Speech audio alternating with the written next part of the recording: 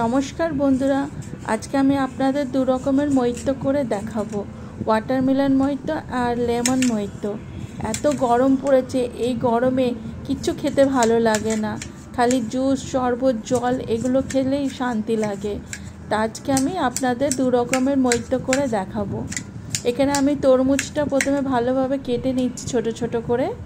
তারপর একটা গ্লাসের মধ্যে এইভাবে লেবু স্লাইস কেটে নিয়েছি, আর কিছুটা পুদিনা পাতা দিয়ে দিলাম, আর কিছুটা তরমুজের পিস দিয়ে দিয়েছি। দিয়ে এবার আমি এটাকে ভালোভাবে পিষে নেব। এরকম করে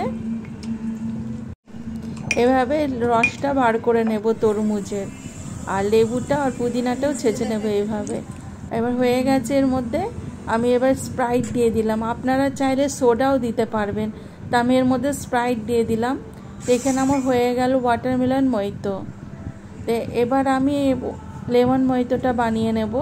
তো একটা গ্লাসের মধ্যে আমি কিছুটা লেবুর পিস নিয়ে নিলাম, আর কিছুটা পুদিনা পাতা নিয়ে নিলাম, নিয়ে এইভাবে ছেঁচে নেব, ছেঁচে রসটা বার করে নেব।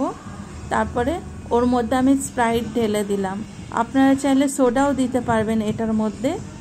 তা আমি এখানে স্প্রাইটটা দিয়ে দিলাম। এখানে আমার তৈরি হয়ে গেল লেমন মইতো।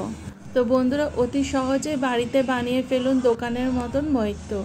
তো বন্ধুরা, আপনারা চাইলে এর মধ্যে সুগারও অ্যাড করতে পারেন।